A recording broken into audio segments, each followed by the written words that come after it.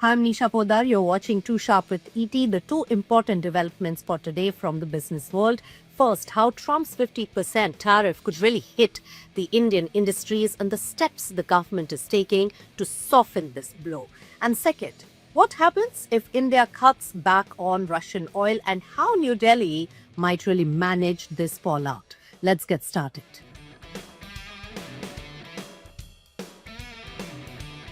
US has now doubled the tariffs on Indian goods to 50%. This is not just a number, it is a direct strike on some of our biggest export businesses. So who's on the firing line? Well, shrimps, carpets, apparels, jewelry, machinery, furnitures. Trade experts say that exports to the US in these particular sectors could fall 50 to 70%. Leather makers are already getting the cancellation calls. Buyers are shifting to Bangladesh, Vietnam, Pakistan, all competing countries.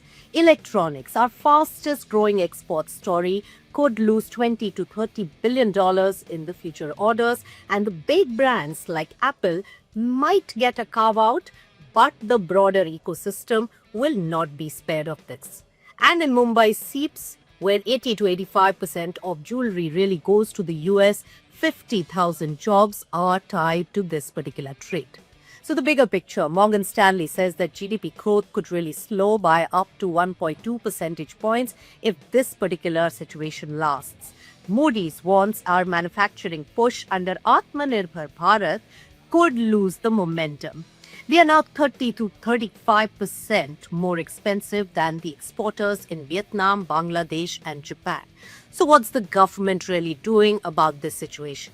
First, boosting the rebates. So, RoDTEP benefits, which are essentially the remissions of duties and taxes on exported products, they were restored from 1st of June for advance authorization SEZ and EOU shipments, with talks to hike the rates for hit sectors like textiles, leather, seafood, and carpets. RoSTEM, which is essentially rebate of state and central levies and taxes, that for apparels and made-ups has an active review window to really adjust the rates for US exposed lights.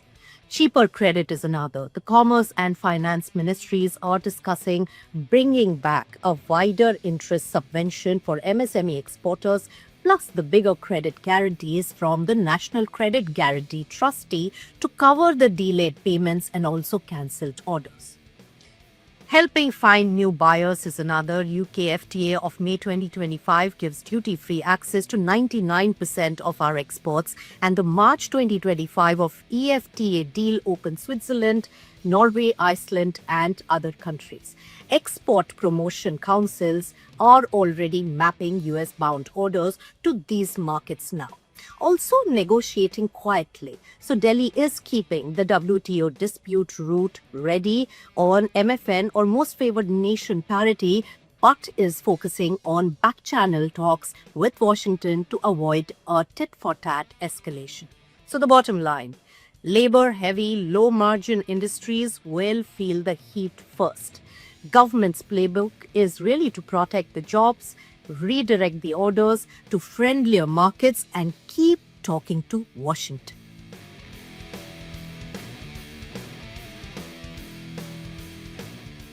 Let's now understand, if India moves away from Russian oil, what's the bill and the plan for the country? Trump's tariff pressure is aimed at making us rethink our Russian oil strategy. Right now, Russia supplies around 1.75 million barrels a day, which is 35 to 38% of what we import.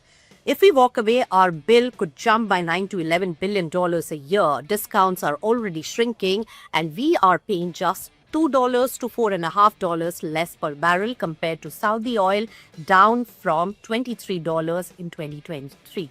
So our refiners make less profit if Russia is not there. Lower earnings from diesel, petrol, and other fuels is there.